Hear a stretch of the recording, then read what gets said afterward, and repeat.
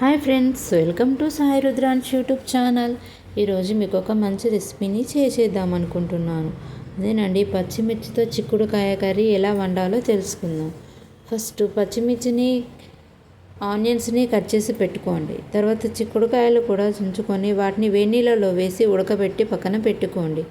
తర్వాత స్టవ్ వెలిగించి ప్యాన్ పెట్టి అందులో కర్రీకి సరిపడినంత ఆయిల్ వేసుకోవాలి.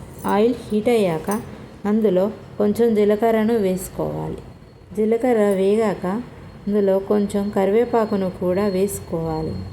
కరివేపాకు చిటపటలాడాక పక్కనే కట్ చేసి పెట్టుకున్నటువంటి ఆనియన్స్ని కూడా అందులో వేసుకోవాలి. ఆనియన్స్ కొంచెం వేగాక అందులో పచ్చిమిర్చిని కూడా యాడ్ చేసుకోవాలి.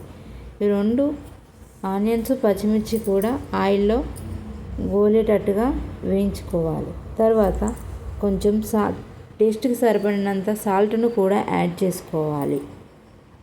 సాల్ట్ వేసిన తర్వాత ఒకసారి వాటిని కలబెట్టుకోవాలి. ఆయిల్లో ఫ్రై అయ్యాక అందులో కొంచెం అల్లం వెల్లుల్లి పేస్ట్ ఆయిల్లో యాడ్ చేసి ఫ్రై అయ్యేటట్టుగా వేసి కలుపుకోవాలి.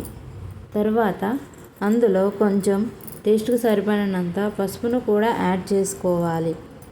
పసుపును ఆయిల్లో ఫ్రై అయ్యేటట్టుగా వేయించుకోవాలి. తర్వాత అందులోనే కొంచెం ధనియాల పొడిని కూడా యాడ్ చేసుకోవాలి.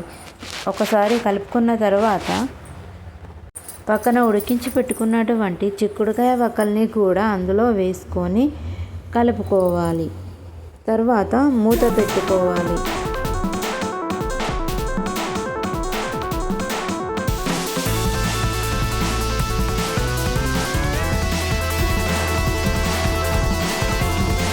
రెండు మూడు సార్లు కలబెట్టుకోవాలి. మధ్య కొంచెం కొత్తిమీరను కూడా యాడ్ చేసుకోవాలి. తర్వాత ఒకసారి కలబెట్టుకొని మూత పెట్టుకోవాలి. 5 minutes తర్వాత స్టవ్ ఆఫ్ చేసుకోవాలి. అంతే, టేస్టీ అయినటువంటి చిక్కుడుకాయ కర్రీ రెడీ. వీడియో కనుక మీకు నచ్చినట్లయితే లైక్ చేయండి, షేర్ చేయండి, సబ్స్క్రైబ్ చేయండి. Bye bye.